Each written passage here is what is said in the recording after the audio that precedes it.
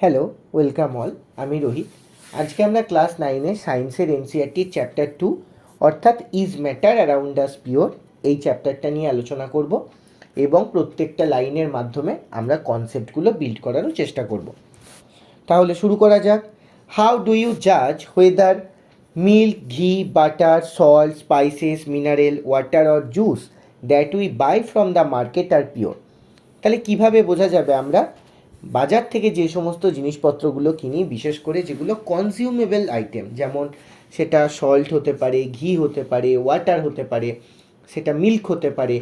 Consumable item কথার অর্থ কি? যেগুলো আমরা খাই বা পানীয় হিসাবে গ্রহণ করি। তাহলে এগুলোকে আমরা পিওর কিভাবে বলবো? Have you ever notice that the word pure written on the pack of this consumable? এই কনজিউমেবলের যে প্যাকগুলো থাকে সেখানে আমরা বেশিরভাগ দেখতে পাই না pure salt, pure milk, pure water. এইখানে পিওর কথার অর্থ কী? যদি একটা কমন পার্সনের জন্য পিওর কথার অর্থ হচ্ছে সেখানে কি থাকবে না, কোনো অ্যাডাল্ট্রেশন থাকবে না। অর্থাৎ সেখানে যদি দুধ থাকে, দুধ ছাড়া তার সাথে অন্য কিছু মেশানো থাকবে না। ঘি থাকে তাহলে সেখানে 100% ঘি থাকবে, অন্য কিছু মেশানো থাকবে না। এটা হচ্ছে একটা কমন মানুষের পিওর কথার অর্থ। কিন্তু for a scientist all these things are actually mixtures of different substances and hence not pure.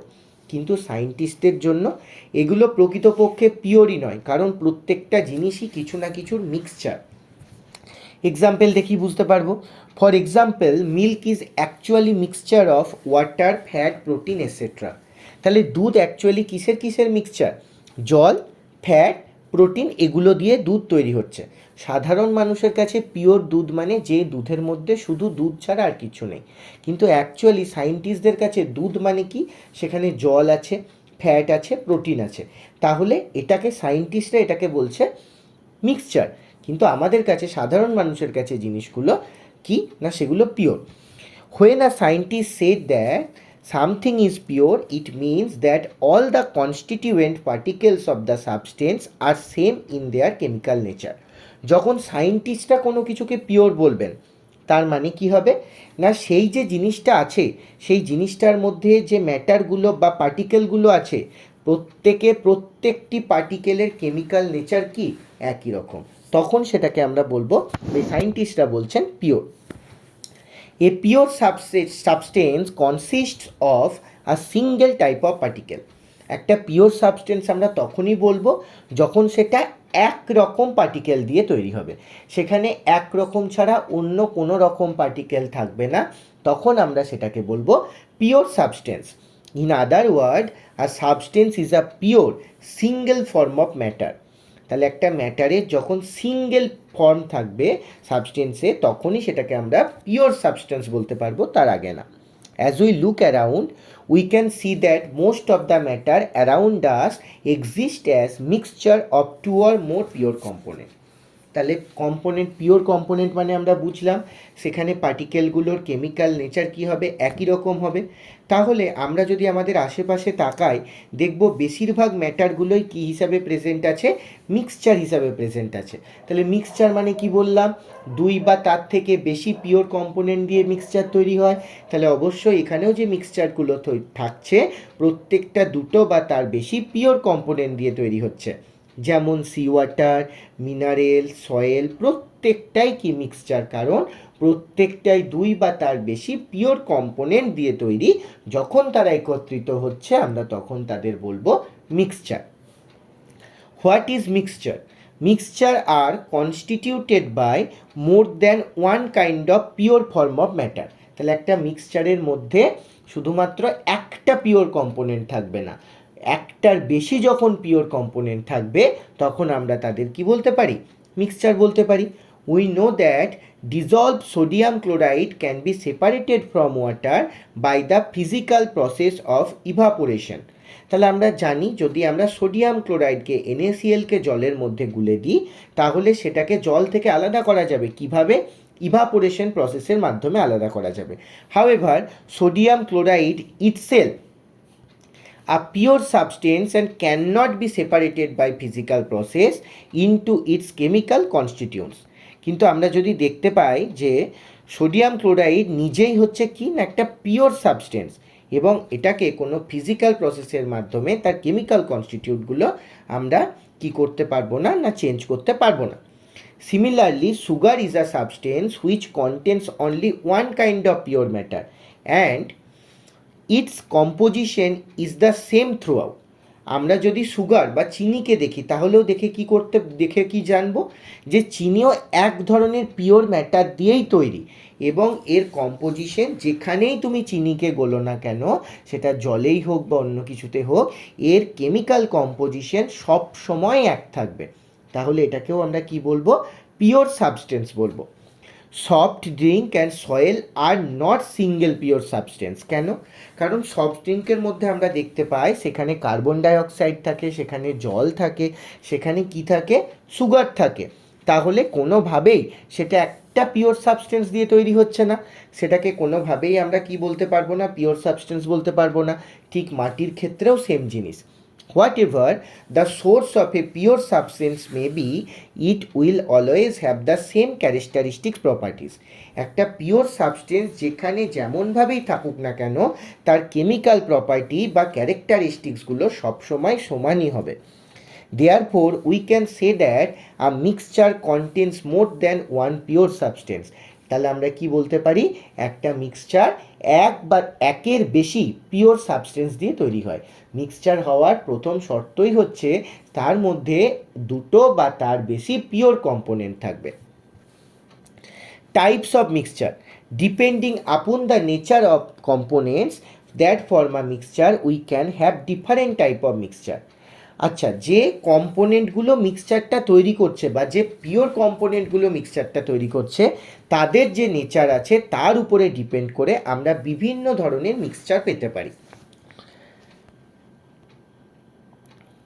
আমরা একটা অ্যাক্টিভিটি পারফর্ম করার চেষ্টা করব।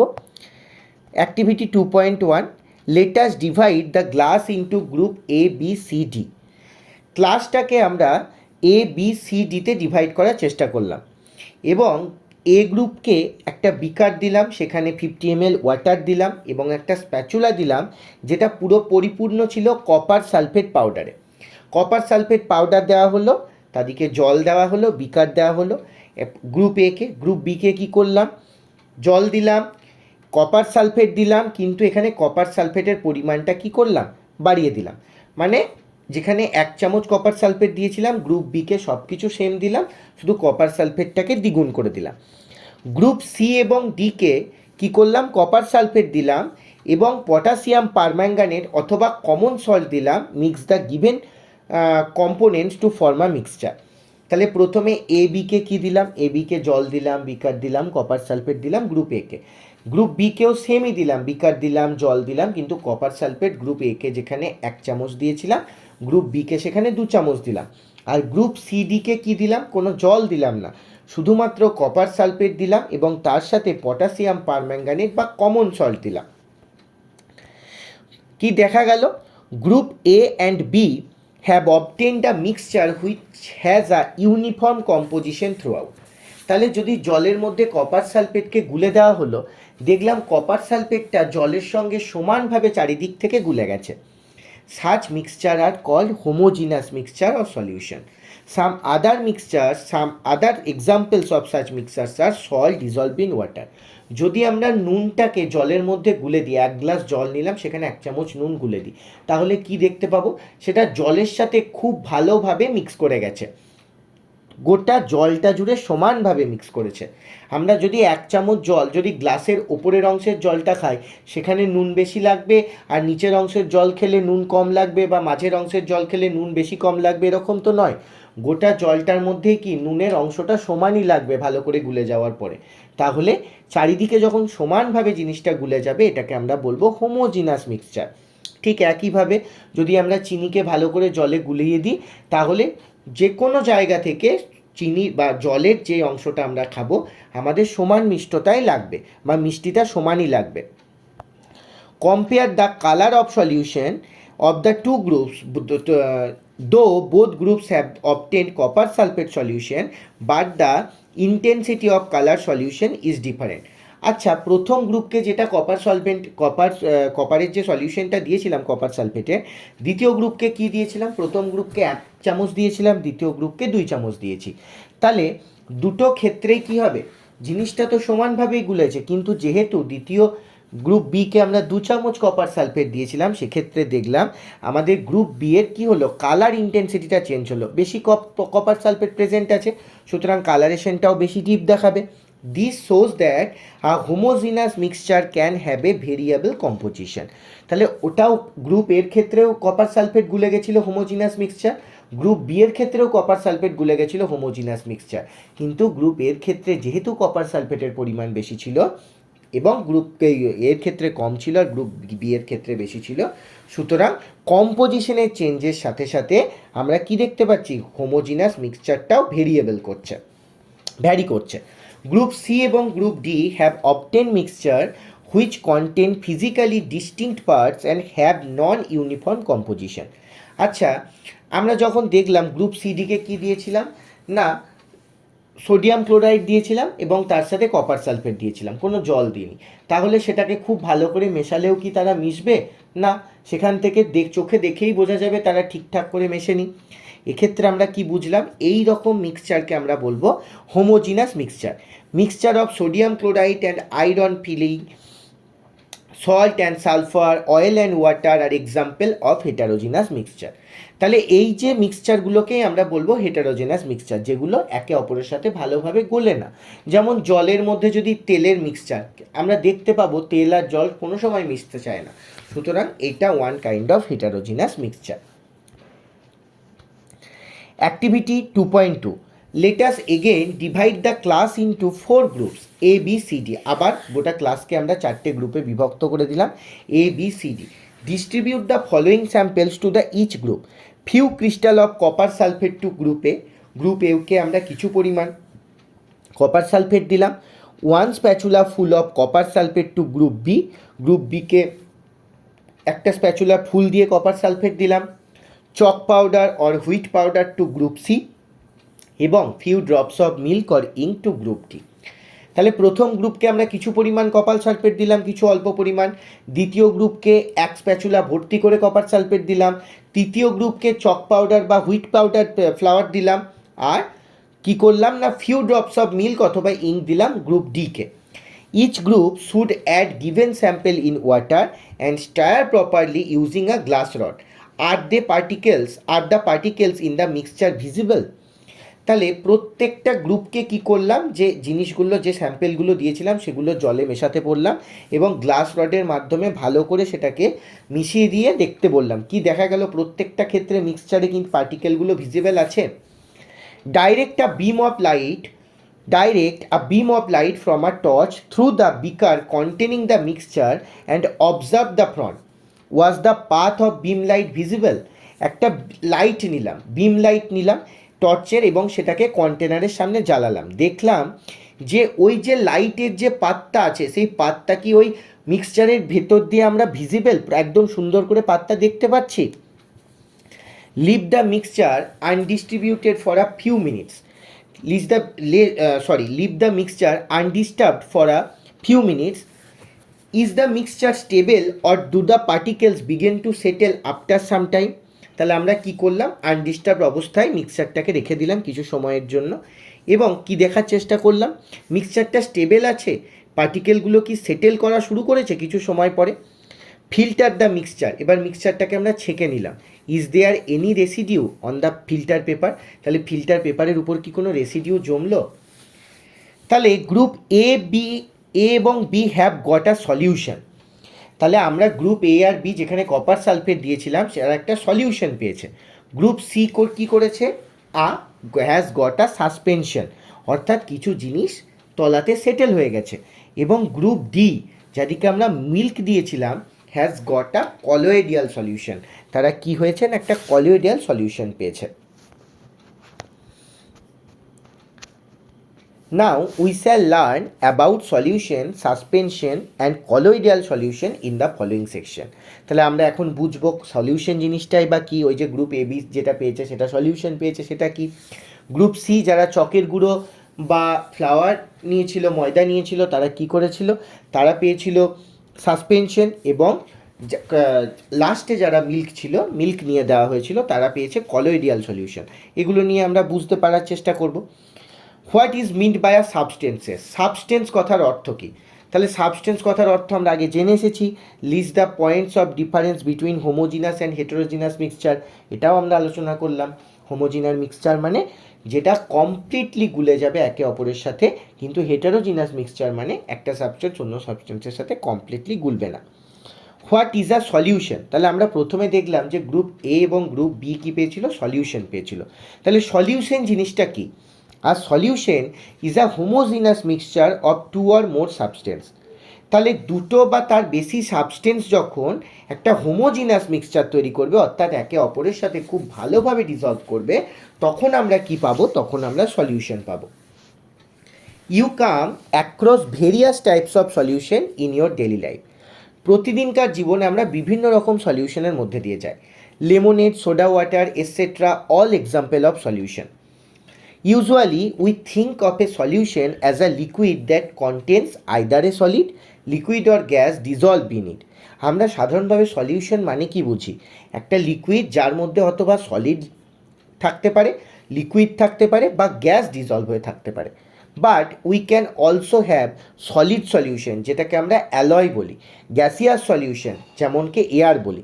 আমরা দেখি না যে সলিডের মধ্যে অনেক সময় সলিড ডিজলভ হয়ে থাকে, বা সলিডের মধ্যে সলিড থাকে, সেটাও তো একটা সলিউশন। Gaseous solution air. বাতাসের মধ্যে তো অনেকগুলো পিওর কম্পোনেন্ট আছে, অক্সিজেন একটা পিওর কম্পোনেন্ট, হাইড্রোজেন, তাহলে ওরাও তো সবাই একে অপরের সাথে মিশে আছে, তাহলে সেটাও তো একটা গ্যাসিয়াস সলিউশন হচ্ছে। In a solution there is a homogeneity at the particle level. For example, lemonade tastes the same throughout. তুমি যদি একটা স্প্রাইটের বোতল বা একটা থামস আপ বা যে কোনো একটা সফট ড্রিঙ্কসের বোতল নাও, তাহলে কি দেখতে পারবে? তোমার প্রথম অংশেও যেমন টেস্ট, একদম বোতলের শেষ অংশেও কি তেমনই taste. This shows that particles of sugar আর salt are evenly distributed in the solution. তাহলে আমরা কি বুঝতে পারবো? ওর ভেতরে যে সুগার আছে বা কার্বন ডাইঅক্সাইড আছে বা যে কোনো রকম অ্যাডেড জিনিসপত্র আছে, গোটা সলিউশনের মধ্যে তারা সমানভাবে টেস্ট করছে, তার মানে তারা সমানভাবেই ডিস্ট্রিবিউটেড আছে গোটা সলিউশনের মধ্যে। তাহলে আমরা আগে পড়লাম কি, যে সলিড সলিউশনকে আমরা অ্যালয় বলছি। অ্যালয়েস জিনিসটা কি? Alloys are mixture of two or more metals or a metal or a non-metal and cannot be separated into their components by physical method. তাহলে অ্যালয় কি? দুটো বা তার বেশি মেটাল অথবা একটা মেটালের সাথে একটা নন মেটালের কি না মিক্সচার, যেটাকে আমরা ফিজিক্যাল মেথডের মাধ্যমে একে অপরের থেকে আলাদা করতে পারবো না। But still an alloy is consider as a mixture, কিন্তু অ্যালয়কে তাও মিক্সচার হিসাবে কনসিডার করা হয়। কেন? It shows the properties of its constituents and can have variable composition. For example, brass is a mixture of approximately 30% zinc and 70% copper. তাহলে এই ব্রাসটাকে আমরা কি বলতে পারি? একটা অ্যালয় বলতে পারি।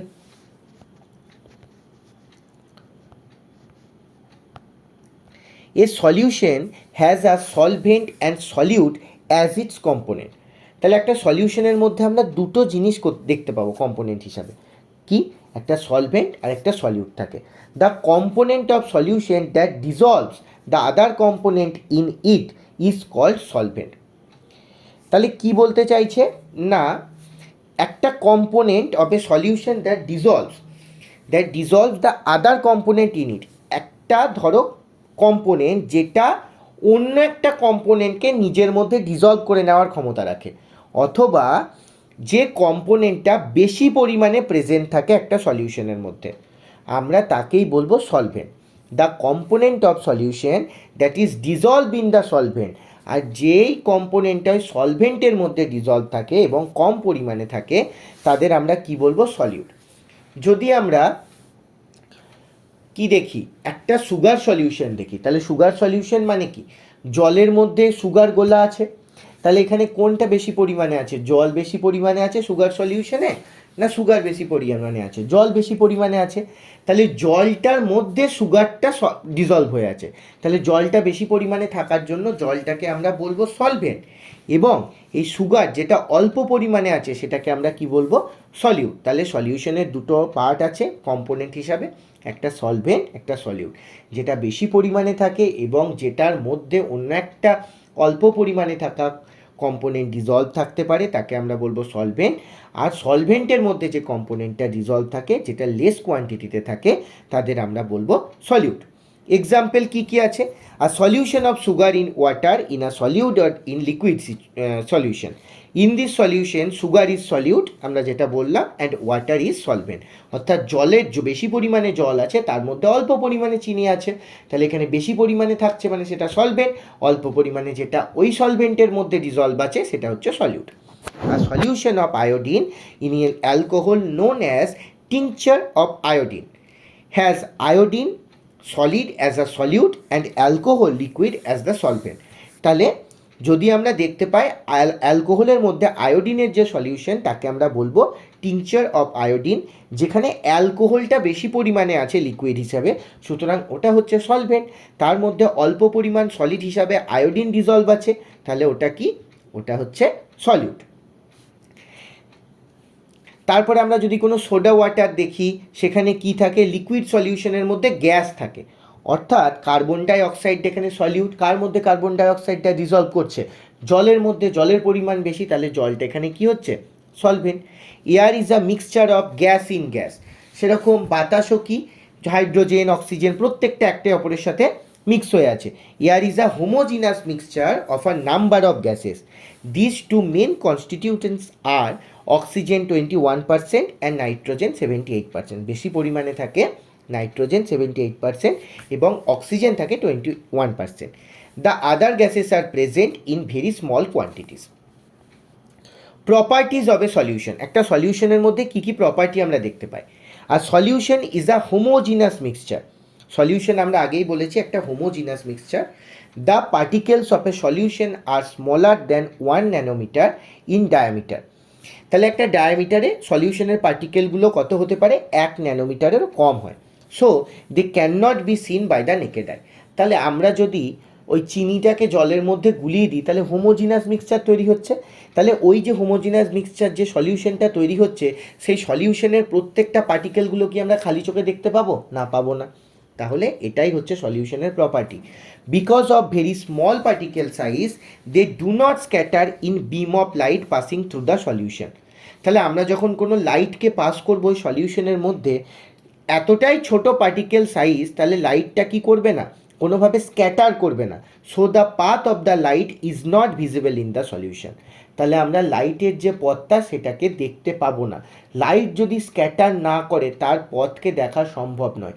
যেহেতু সলিউশনের মধ্যে থাকা পার্টিকেলগুলোর সাইজ এতটাই ছোট, লাইটকে স্ক্যাটার করতে পারে না, তাই লাইটের পথও আমরা দেখতে পাবো না।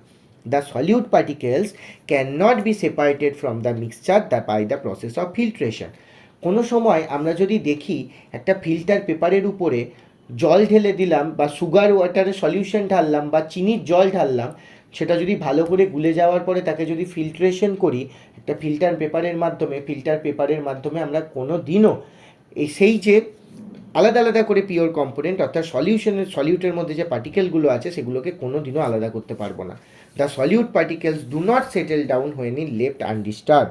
যখন আমরা এটাকে আনডিস্টার্ব রেখেও দেবো তখনও কোনো সময় দেখবো না যে চিনিগুলো না গুলে জলের নিচে থিতিয়ে পড়ে আছে। তাহলে অবশ্যই সলিউশন সবসময় স্টেবল অবস্থায় থাকে। আমরা পরবর্তী দিনে কনসেন্ট্রেশন অফ সলিউশন থেকে আলোচনা করব। Thank you.